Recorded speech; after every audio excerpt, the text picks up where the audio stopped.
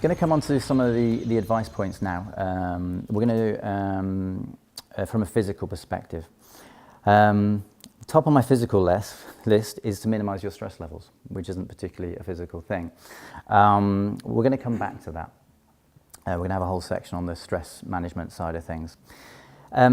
We've already done the breathing, which again, I think pretty much everyone in the room felt that kind of relaxation kind of thing. What happens is when we're more relaxed, we just feel less pain. You know, the more wound up we are, the more pain we feel. I could go into, if I had a whiteboard and a pen, I could go into molecular level description, but for now, just trust me on that one. But in terms of exercising, and I'm so guilty of this myself, I come from a swimming background. I know if I'm blowing on any part of this room, as I do 3 times a week, I'll be straight away, because that's my default breathing pattern, which is fine to go there, but that's very much fight or flight. What you can focus on, and I think what would be really useful for, I tried this with the bunny hops on Monday, I think, when we were doing the test, and I was blowing and I was about to pack in, because I'm not very fit at the moment, and I just had a little word with myself. I said, okay, let's do some tummy breathing. So sometimes you're not able to. If you're really going full tilt,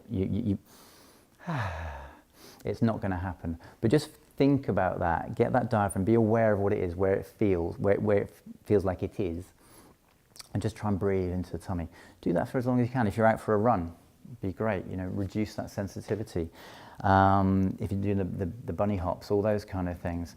When you start doing core exercises, it's not going to work. It gets a bit tricky on those ones, but give that a try. Bring that into your exercise, and again, let me know how you get on with that. It's straightforward, but most people find it really, really useful. Key thing is, we said, allow your body that time to adapt. I see many people at F45 just, you know, we like to smash it, that's why we love it, right?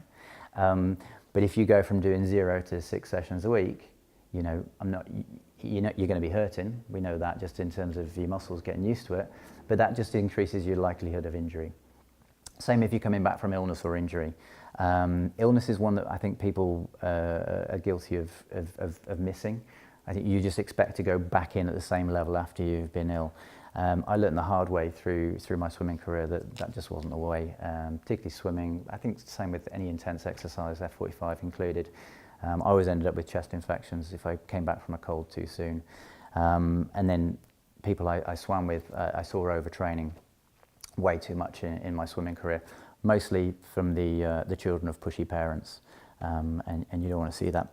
Speaking of overtraining, if any of you guys do get carried away, just be aware, it kind of goes on for days and then weeks potentially, where you just get up and you think, oh my God, oh no, I can't do it. And most people who really struggle with it, they say no, they're very strong mentally, and they'll push themselves through that, and they'll continue to push themselves through that. It's just understanding your body and what it feels like normally. A great way to recognize it is actually take a resting pulse when you wake up in the morning. If you've relaxed somewhere, if you're fit, it'd be like as low as 40, something like that. Anything 60, 80 is absolutely fine. But if you start plotting that, or just, you know, let's not get too technical, but if you just take it every now and then, if you take your pulse in the morning, oh, I feel a bit groggy, oh yeah, my pulse is a bit elevated, it's a clue that the chances are you're coming down with something, and that's the point that you back off. It just means you're back sooner, because we all want to do our exercise. It all keeps ourselves sane. If I said, previous point, consider what exercise you're doing outside of F45. This is super important. I came to, Jane signed me up for the 2-week trial, and I was hooked straight away. So joined up. I was vaguely sensible, just about got away without an injury, because I hadn't been in the gym for 5 years. So with my knowledge, I was like, can I get away with this? Just about got away with it. But I upped my training, so I did a couple of sessions a week to start with, and 3, and then 4. But I swim 3 times a week. I play beach volleyball 3 times a week. And at that point, that was too much for a 43-year-old man. So what I've done is I've just reassessed, you know, what's important to me, what do I want to do. So I've just dropped the swimming down a little bit. Still doing my 3 sessions a week, F45, playing volleyball, and having my rest day as well. So it just made sense to me. Again, everyone's different. If I said periodization of training, does that mean anything to anyone? Alice is nodding, yeah. For those that don't know, it's if we take Mo Farah as a shining example when he's planning for an Olympics, his periodization of his training will be over a 4-year time span. He'll work out what he needs to be in peak performance in 4 years' time. He'll then break that down into years, so okay, World Championships, European Championships, whatever meets, and his training will be quite cyclical. He'll be doing some kind of, some fairly kind of heavy, long distance stuff, then he'll be doing some speed work, and then he will have easy weeks. And that's, I think, what a lot of us amateur athletes miss, is that we don't have easy weeks. We just always want to be better than we are right now. And so we just train 52 weeks a year. Super, super important just to break down, even if it's just a nonsensical, or even if it's just like, I know a lot of people take their trainers on holiday, do F45. That's great, but sometimes you just need that time out just to relax and give yourself time to recover. I spoke to Harlem in preparation for this talk as the only professional athlete that I know. Firstly, I was hugely intimidated by his training routine. So he trains very intensely twice a day, 5 days a week. And that's kind of what you'd expect. But he did say he religiously has 2 days rest every week. And then he'll say after a fight, he will have a week off. So it's easy when you've got fights, when you've got those markers. As amateur athletes, we don't have that. So you need to inject those kind of in an artificial way just to keep you kind of on your toes. And as a result of that, within that, F45 is supposed to be very intense, and that's why we love it. But if you're going to do that, I would always say if you're going to have an easy week, do train. Just because it's the movement, I'm sure we've all done it. I know, Alice, you train very hard. Sometimes if you go to complete rest, you're kind of like, oh, I just feel even worse. So if you come in, have an easy session, always speak to the guys before the, I know they do the hands up thing for injuries. Come in 5-10 minutes early, speak to the guys, tell them, get off my case, I'm just taking it easy today. Myself and Sam have an arrangement. Says, what percentage are we doing today, Jamie? Well, about 50 today. Just in terms of my effort and the, am I going flat out at this today? Injuries even more important, I would say. Everyone's great. All the trainers know their stuff here. But the quick put the hands up, it's pretty frenetic, as we know. It's really intense. Come in 5-10 minutes before the class starts. Have a look at the exercises on the board. Go through, grab a trainer. They're more than happy to help.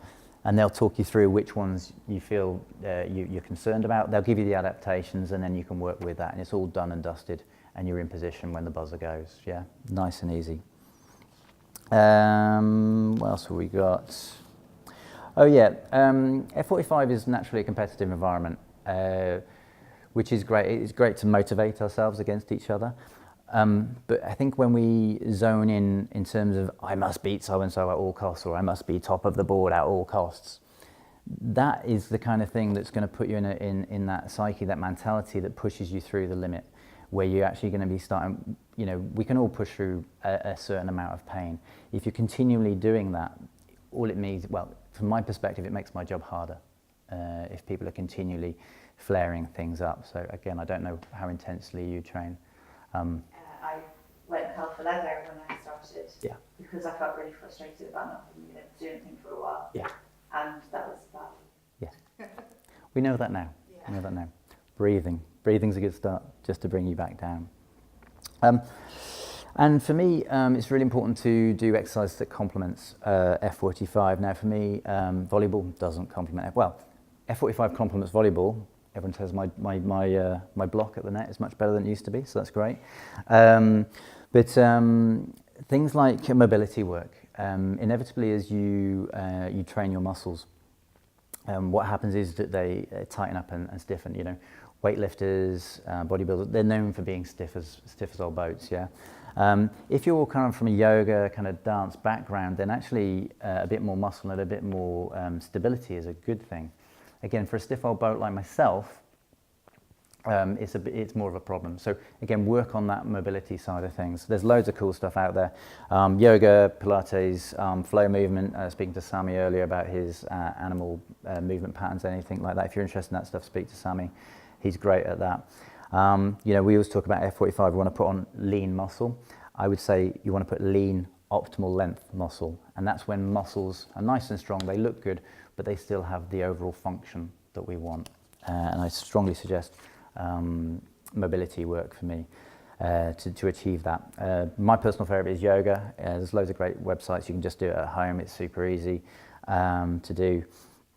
My personal favourite is Yin Yoga. For any stiff old boats in the room, I don't know who's stiff and who's not, Yin Yoga is just the best. You just 3-5 minute holds on these poses and you kind of relax into it. People who say that's boring and they don't like it, they're the ones who need to do more breathing because you're not very good at switching off, which I'll come back to shortly. So just to finish off the physical side of things, I just want to talk about 3 stretches.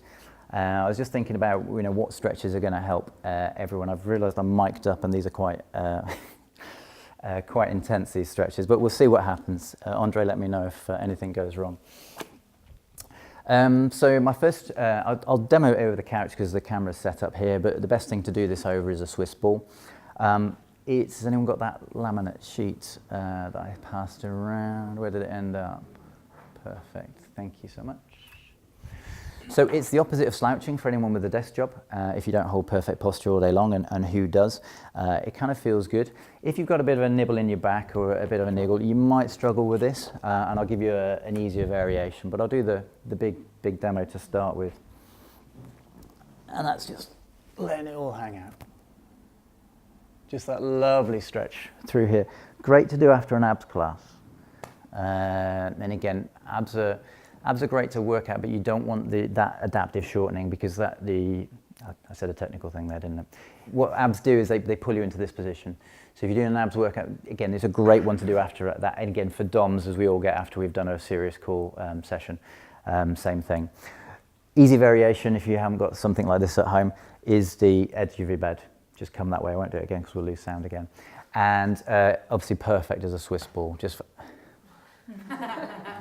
Thank you, Ellie. Perfect. So super nice on those ones. The next one, and we're going to come into the stress side of things shortly, it's this collapsing thing. If I stand like this, I look confident, proud, and happy with the world. As soon as I do this, even a slight bit, I start looking anxious and nervous and worried. All these stretches are designed to take you out of this. A lot of our symptoms actually come down the back or as a knock-on effect of this. So we're going to do some stretches for the pecs, just my personal favourite. There's loads of different ways of doing this. But it's an oldie but it's a goodie. 90 degrees at the elbow. Come away from here and you should feel that stretch through here. Again, if you feel it around the back, you probably need to stretch your rotator cuff first to have access to that, which is just like so. And there's another stretch, and I haven't really thought this through because it's really difficult to demonstrate in front of camera, is that it's for the lats. And for me, the pecs and lats are the 2 big muscles that kind of pull you into this position.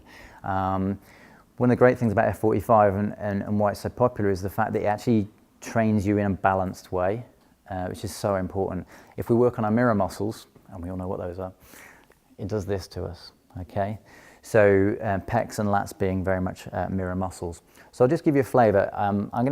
Ideally I'd hang off like a door frame or something like this, stick my backside out behind me, and then rotate inwards like so. You start to feel the stretch coming through here as you do that, and then the rotation just gives you that extra anti. What's lovely from yoga is if you take in the breathing into that, because the lats attaches to all of the ribs here, you just get so much bang for your buck, more bang for your buck in terms of what you actually get from that stretch, and really loosens it through. All right, so if you only do 3 stretches, those would be my recommendations. And again, from my experience from Yin Yoga, the longer you hold it, the better it feels.